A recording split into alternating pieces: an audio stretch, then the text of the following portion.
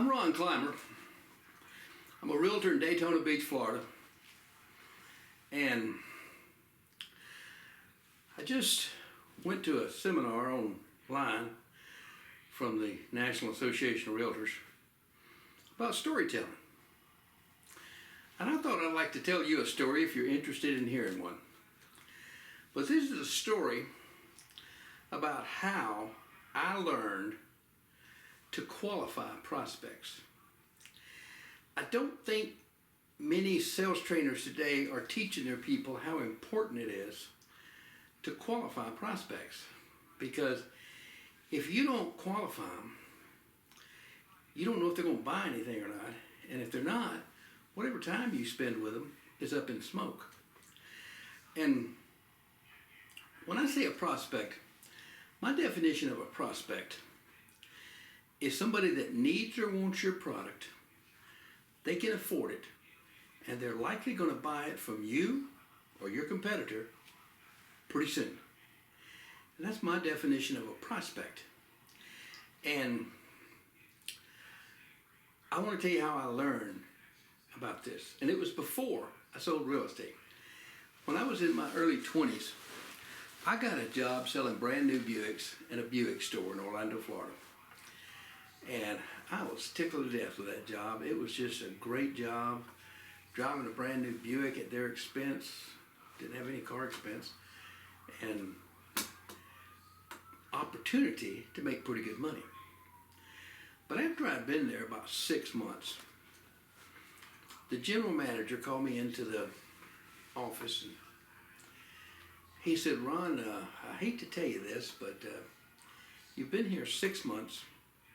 The most cars you've sold in a month was 6. And he said, if you don't sell 10 cars this month, you're fired."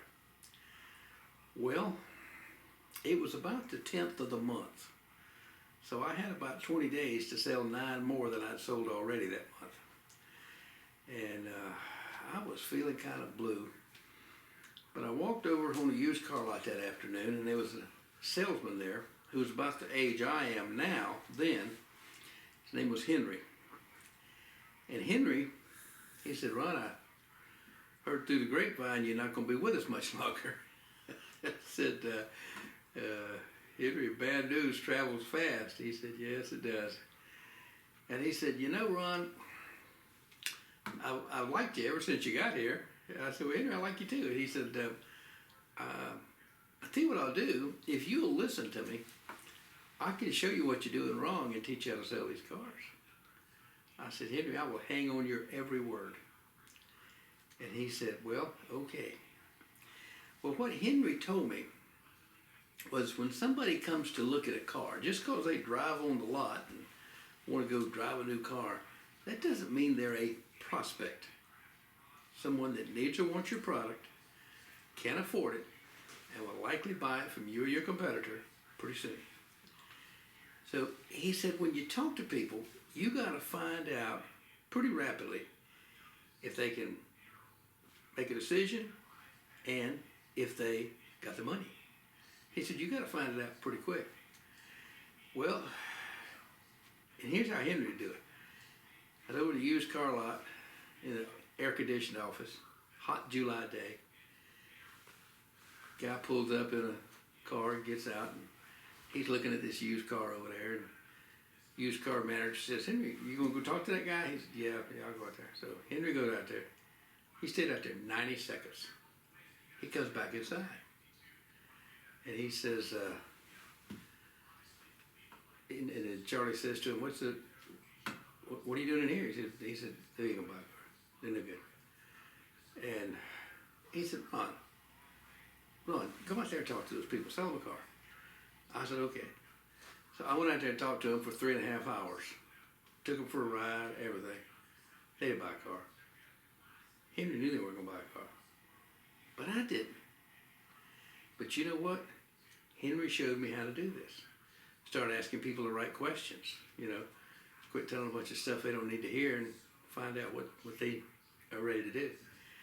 And sure enough, that month I sold 10 cars. Next month I sold 12. Next month I sold 14. pretty soon I was average about 18, 19 cars a month, which is a good job. It's nothing to, you're not going to get any trophies or awards or anything.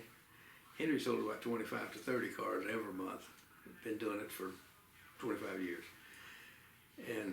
But I was doing good. But one day, it's about 18 months later, and I pretty much figured this thing out. And in fact, I went out and I came to work to the sales meeting, and I was looking good because I had bought the first $200 suit I had ever owned.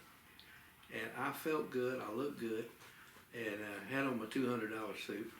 And they announced at the sales meeting that they were doing some special advertising, and it might be a little heavier traffic than usual today.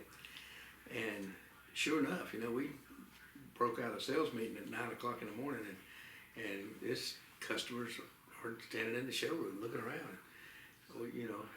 So I'm standing around about 30 minutes later, and this young man comes walking through the door. He's about 30 years old, older than me at the time. And he comes walking in the door, and I said, "Hey, you here to buy a car?" And he said, "Well, I'm here to look at some." And I said, "Okay." And by the way, that's strike one. I asked him, "Are you here to buy a car?" And he didn't say yes. Henry says you always ask them, "Are you here to buy a car?" And if they don't answer yes, chances are they're not going to buy. They're not going to buy it. Well, so we walking down the ramp, headed out to the back lot.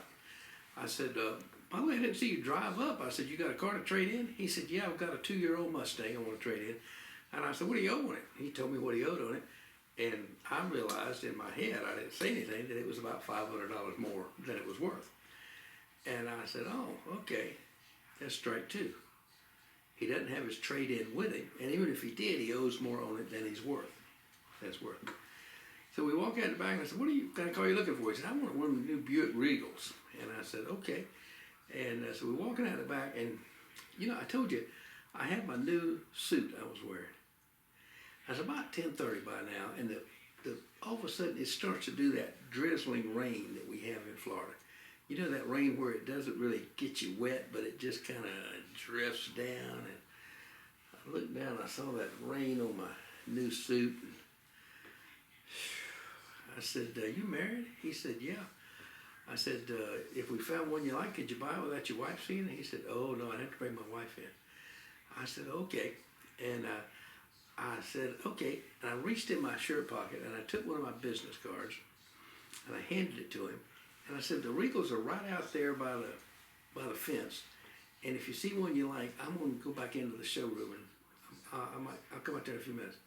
And so I went back in the showroom. And, in the car business, we call that blowing them out. And if you've ever been blown out of a sales place situation, because we call it blowing them out because you just decided they're not going to buy a car. If they're not going to buy a car, I don't want to spend my time with them.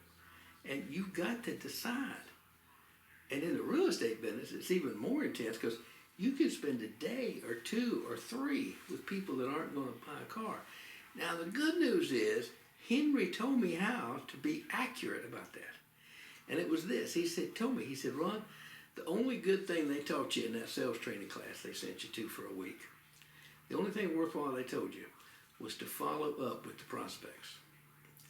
He said, "At your stage of knowledge," he said, "guy comes in, you take him out and show him a car. And he doesn't mind. I want you to follow up with him till he either tells you, 'Don't call me anymore,' or he tells you he bought another car." He said, "Now let me ask you, Ron, if he tells you, 'Yeah, I bought another car, I bought a Chevrolet about 2 hours after I left your place.' Or, 'Yeah, Ron, I went down and bought a Cadillac about 30 minutes after I left your place.' What does that tell you, Ron?" That tells you, Ron, that he met a better salesman at the Chevrolet store or the Cadillac store. He met a better salesman. And that's exactly what the story is. You need to increase your sales skills.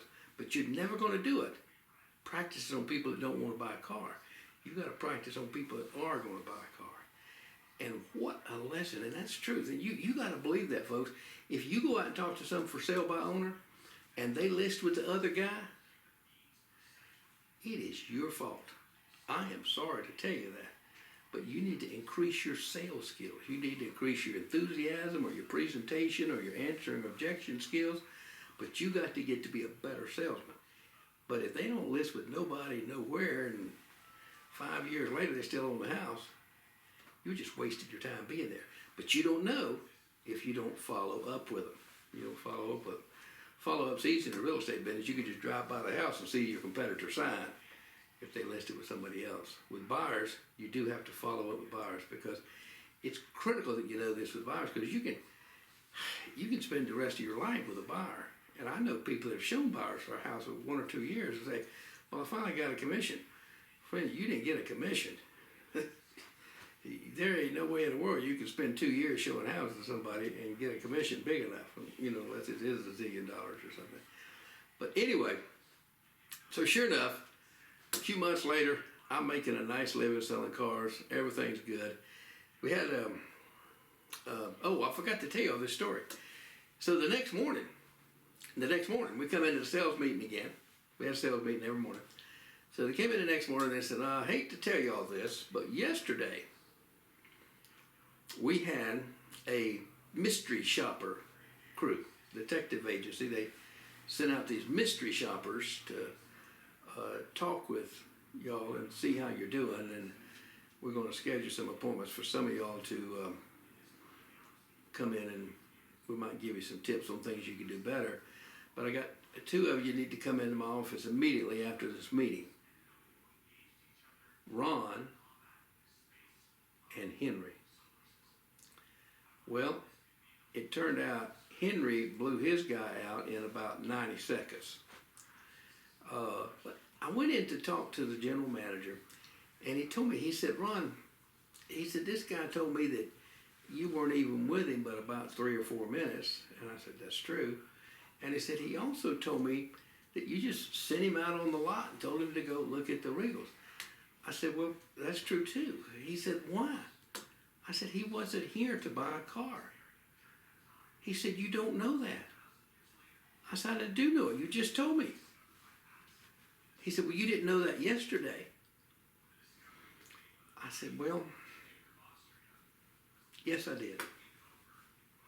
And I told him. He told me he owed more on his Mustang than it was worth. He told me he had to have his wife with him, and she wasn't. No way I was going to sell him a car. And so I was going to go back to the showroom and see if I could find somebody that I could sell a car to. And so anyway, but there was no danger of me getting fired or anything over that. They just wanted to improve my skills. Well, the truth is, me and Henry got to get together laughing later. We didn't need to improve our skills. We knew not to waste our time with a bunch of people who aren't there to buy a car. And it's the same way with real estate. If you meet somebody and, I don't want to get pre-qualified. Are you paying cash? No, but I don't need to get pre-qualified. Blow them out. And when I say blow them out, you don't have to be rude. Although I'll admit, I was a little rude with that guy. But you don't have to be rude, but there's no problem if you are. You just are, You just say, I'm sorry, I can't spend time with somebody who's not going to buy a house. And it's just, it makes too much sense to me. Now, if y'all don't know the questions to ask and you don't know how to qualify people, and I don't mean qualify them like, like do they have the money? I'm talking about just figure out if they're going to buy anything from anybody or list with somebody. If you don't know that, you put that down in the comments and tell me that, and I will make a video just with that, because there's things that you need to just be asking people just in conversation. I mean, how can you sell a house to somebody if you don't know who wears the pants in the family? Now, you don't ask somebody who wears the pants in your family, but you surely got to know the answer to that question before you're going to know how to direct yourself and how to get along. And there's lots of questions that you need to ask people when you're selling to them. But with that, that's my story. And and when I got into real estate, the good news is I already knew how to chit-chat with people and ask them questions that might not seem like any of my business, but if they weren't in my business, I wouldn't be asking them. And so if I can help you do anything, hit that subscribe button down there if you like this, and I guess leave me a comment that said, Ron, this is wasting my time and I'll never get that time back, if that's the way you feel. And so anyway, thanks for listening.